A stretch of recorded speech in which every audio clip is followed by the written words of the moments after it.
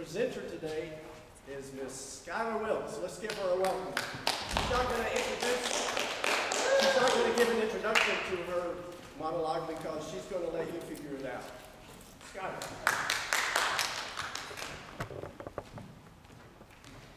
You want to know, I suppose, what turns a nice little girl like me into a cold-blooded murderer? You want the truth? You want to know why I did it?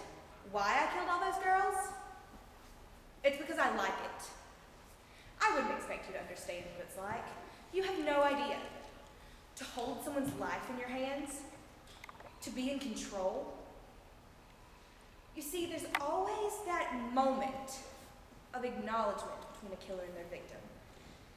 That instant when she realizes your power and she looks at you. I always thought I was special. I thought there was something inside me, lurking within, that would make me great. I've never been content with the idea of simply living my life, dying, and being forgotten. I want to be remembered for my accomplishments. And I will be, won't I? Sure, you're disgusted by what I've done. You're horrified. You think I'm a monster. But I can guarantee that you're not just going to go home to your boring little lives and forget all about me. Oh no. I'm willing to bet I'll be on your minds for quite some time. Thank you.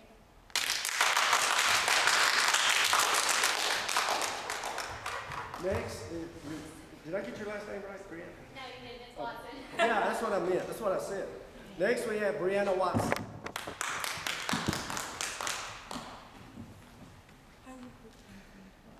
I'm doing something from Tomorrow's Wish. A sheltered young girl named Juniper is telling her cousin Megan about her first kiss. I kissed a boy once. At least, I tried. I don't know if it counts if they don't kiss back. But I tried to kiss a boy and it almost worked. Most of the time, Grandma and I don't get to see folks much. But we go into town, sometimes. And Grandma says I just have to be careful to mind my manners. And Grandma says I'm real good at being careful.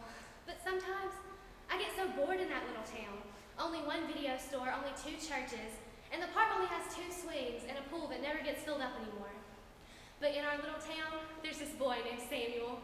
He's a bad boy at the grocery store. He does it just right and never squishes the eggs. And he has red hair and green eyes and freckles all over his face. And Samuel is so nice to me and Graham.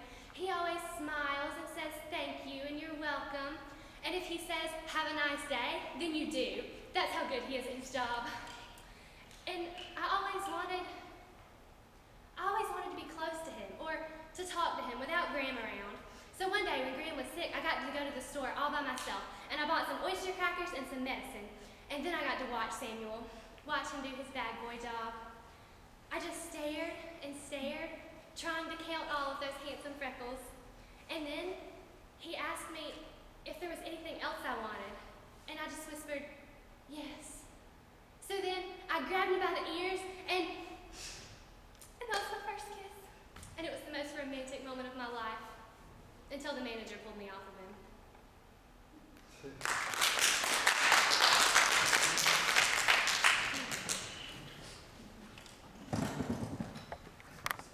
Next is Josh Martin.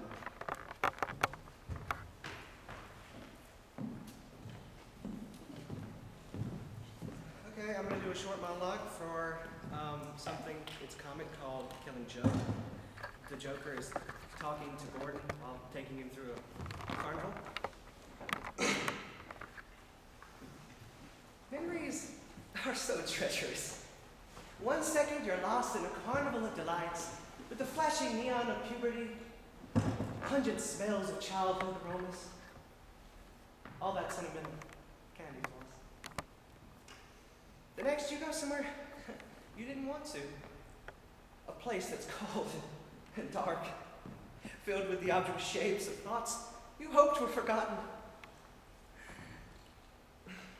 Memories can be vile, repulsive little brutes. Like children, I suppose. Though can we live without them? Memories are what reason is based upon. And if we can't face them, we deny reason itself. Although, why not? We're not country contractually tied down to rationality. There is no sanity clause. So the next time you find yourself going down a terrible train of thought, where the screams and the memories are unbearable, there's always madness. You can just step outside and close the door on all those terrible things that happen to you forever. Madness is the escape exit.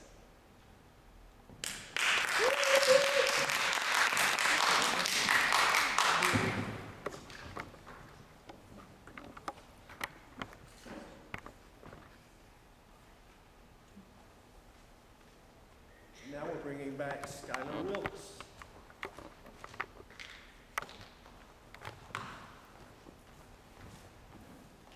I'm not entirely sure what play this monologue is from, but the character is Cassandra, and she is at a celebration for a wedding. No, I am not enjoying the party. Behold, poor souls, the fates turn backward on themselves. There is danger looming ahead. I can see our bleak future. I am doomed to know all the catastrophes that will befall us, yet no one believes me. Therefore, hark, Paris, Prince of Troy, all is twisted and sour, and I am not just talking about the fruit punch. Can you not see all of the signs? They're all around us, even as we celebrate. Look here, Hercules is the strongest man in the world. He can break anything, but he can't break dance. And look there, Hades is the lord of the dead, but he's the life of the party. Sisyphus refuses to rock and roll. Prometheus the Titan gave us the gift of fire, but he's banned smoking. Ares has made peace with the fact that his brother Apollo isn't very bright. Narcissus broke up with himself. Orpheus only speaks the truth, but he plays a liar. Dionysus is sober, but Icarus is high. Poseidon is sloshed, and Medusa just got stoned. Atlas is on top of the world. Athena is proud of her humility, and Hermes thinks that hubris belongs on pita bread. Zeus knows everything except how to spell the word omniscient, and Thor, what's Thor doing here? Midas has the golden touch, but thanks to Aphrodite, he also has a touch of herpes. Medea is offering advice on parenting, Antigone is agreeable. An audience smart enough to understand these jokes is too intelligent to be amused by them. And Oedipus's date looks old enough to be his mother. And what do all of these foreboding signs forebode? We are all doomed to die. The Greeks are preparing an attack. They will lay siege to the city and destroy it. Everyone within these walls shall perish by flame and arrow and sword. Oh, and you're out of napkins.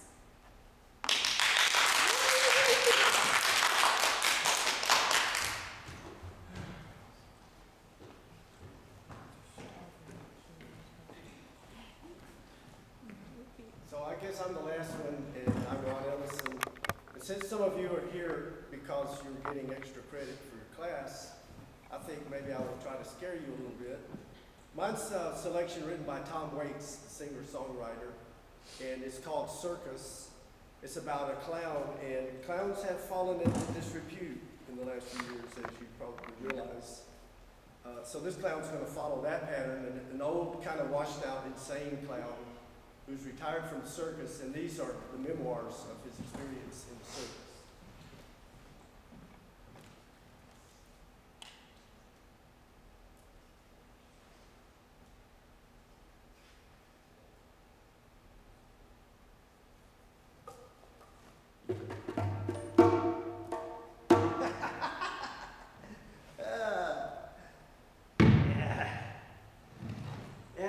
We put up our tents on a dark green knoll outside of town by the train tracks and the seagull dump. We pounded our stakes into the ground, all powder brown, and the branches spread like scary fingers reaching. We were in a pasture outside Kankakee, and one-eyed Myra, the queen of the gallery, who trained the ostrich and the camels, she looked at me squinty with her one good eye while she bottle-fed an orangutan named Tripod in a Roy Orbison t-shirt. And then there was yodeling Elaine, the queen of the air. She wore a $sign medallion And she had a tiny bubble of spittle by one nostril, and a tattooed rusty tear where she lassoed and lost another tipsy sailor. And over in the burnt yellow tent by the frozen tractor, the music was like electric sugar. And Zuzu Boland played stave and chain with Mighty Tiny on the saw. And he threw back his head with a mouth full of gold teeth, and they played Moon Over Dog Street and Lopsided Heart. And by the time they finished moaning low, I was soaking wet and wild-eyed. And Dr. Bliss slipped me a medication, a preparation, and I fell asleep with livery stable blues in my ear. Oh, and the next day, me and Molly Huey drank Pruno and Kool-Aid. She had a tattoo gun made out of a cassette motor and a guitar string. And she soaked a hanky in 3 roses and rubbed it on the spot. She drew a rickety heart and a bent arrow, and it hurt like hell. Yeah, and Funeral Wells spun Poodle Murphy on the target as he threw his hardware. Only once in Sheboygan did he miss, at a matinee on Diamond Pier. They were doing 2 shows, and she had a high fever, and he took off a piece of her ear, and she never let him forget it. And Tip Little said, "You should leave the bum." But Poodle said, "He fetched me last time I run." And I'd like to hammer this ring into a bullet. And I wish I had some whiskey and a gun, my dear. I wish I had some whiskey and a gun.